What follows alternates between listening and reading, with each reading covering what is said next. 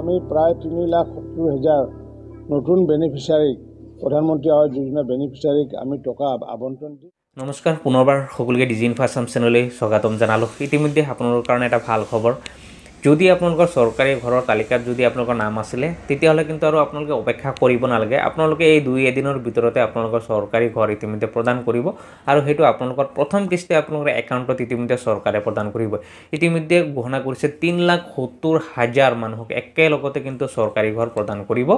গতিকে আপোনালোকে এই চৰকাৰী ঘৰ লাভ কৰিবনে নাই, আপোনালোকে কি কৰিব লাগিব, কি ডকুমেণ্টছ আপোনালোকে দিব লাগে যদি আজিলৈকে দিয়া নাই। যদি আপোনালোকৰ চৰকাৰী ঘৰৰ তালিকাত যদি নাম আছে তেতিয়াহ'লে কিন্তু আপোনালোকে ডকুমেণ্টছখিনি ছাবমিট কৰিব লাগে, তাৰ লগতে আপুনি এগ্ৰিমেণ্ট কৰিব লাগে। যদি সেইখিনি কৰিছে তেতিয়া হ'লেহে কিন্তু আপোনালোকে এই চৰকাৰী ঘৰ লাভ কৰিব। তাৰ লগতে আপোনালোকে যদি এটা দুটা কিস্তি পোৱাৰ পিছত আজিলৈকে বাকী কিস্তি যদি আপোনালোকে পোৱা নাই তেতিয়াহ'লে বাকী কিস্তি আপোনালোকে কেনেদৰে লাভ কৰিব সেইখিনিও আপোনালোকে জনাম।